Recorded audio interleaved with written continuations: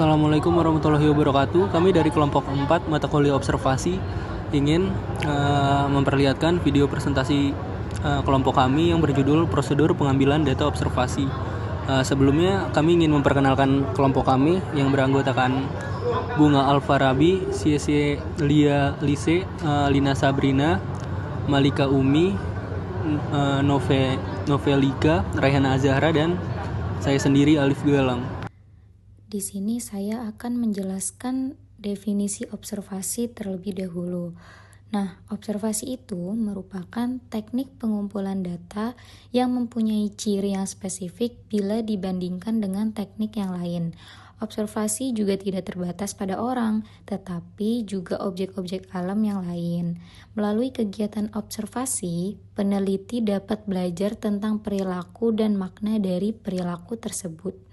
Observasi dalam penelitian ini yaitu dengan melakukan pengamatan langsung di lapangan untuk mengetahui kondisi yang sebenarnya. Prosedur pengambilan data observasi. 1. Event sampling. Pencatatan dalam event sampling mengacu pada setiap tingkah laku spesifik yang menjadi target behavior atau kita mencatat event yang terjadi selama periode observasi. Dalam event sampling, yang menjadi titik sentral observasi adalah event atau kejadiannya. Kita juga harus menentukan event atau tingkah laku spesifik apa yang akan diamati.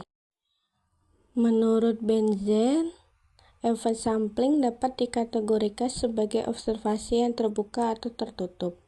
Observasi dikatakan terbuka apabila dicatat dengan narrative description yang menyediakan data mentah yang lengkap, mencakup tingkah laku, konteks, setting, dan perangkai tingkah laku yang terjadi. Apabila dicatat dengan sistem kode, maka disebut observasi yang tertutup. Oke, bagaimana mendesain event sampling? Menurut Sattler 2002-2006, dalam mendesain observasi event sampling, kita harus memutuskan beberapa hal penting sebagai berikut. Yang pertama, berapa kali kita akan mengobservasi individu? Yang kedua, berapa total waktu periode observasi? Yang ketiga, berapa periode observasi akan dilaksanakan?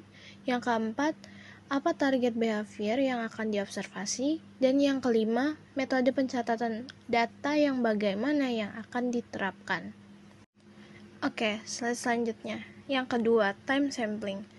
Benzen 2000 menjelaskan yang dimaksud dengan time sampling adalah kita mengambil sedikit waktu anak dalam setting observasi dari keseluruhan waktu anak. Kemudian, kita memilih untuk mengobservasi anak di waktu yang kita pilih tersebut. Jadi, time sampling adalah sampling waktu. Menurut Sattler 2006, menyatakan bahwa time sampling sebaiknya digunakan untuk mencatat tingkah laku yang terjadi setiap 10-15 detik. Artinya, frekuensinya cukup sering. Hal ini yang dikatakan bahwa pengambilan sampel tingkah lakunya harus representatif. Menurut Brand, sifat representatif hanya bisa dicapai apabila tingkah laku yang akan diamati terjadinya sering. Untuk tingkah laku yang tidak sering terjadi, sifat representatif sulit dicapai atau dipenuhi. Menurut Irwin dan Bushnell dalam Benzen tahun 2000, apabila kita mengamati anak, ada tingkah laku yang jarang terjadi. Misalnya, 1. Grave, kesedihan yang mendalam. 2. Histeria. 3.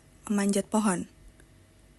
Lalu ada tingkah laku yang lebih sering terjadi, misalnya bicara, makan, tersenyum, dan bermain. Ada prosedur time sampling. Yang pertama itu ada partial interval time sampling, yang kedua itu ada whole interval time sampling, yang ketiga itu ada point time interval sampling, yang keempat itu ada momentary time interval sampling, dan yang terakhir itu ada variable interrogation interval time sampling. Selanjutnya, bagaimana mendesain time sampling? Menurut Sattler 2006, dalam mendesain time sampling, kita harus memutuskan beberapa hal penting sebagai berikut. Yang pertama, jumlah waktu yang dibutuhkan atau berapa kali untuk mengobservasi anak. Yang kedua, total lamanya periode observasi. Yang ketiga, berapa periode observasi akan diselenggarakan. Yang keempat, tipe time sampling yang akan dipakai. Yang kelima, panjang atau lamanya setiap interval waktu untuk mengobservasi. Yang keenam, panjang atau lamanya setiap interval waktu untuk mencatat. Yang ketujuh, target behavior yang akan diobservasi.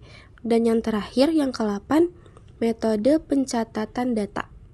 Sekian video pemaparan presentasi dari kelompok kami. Kurang lebihnya mohon maaf. Terima kasih.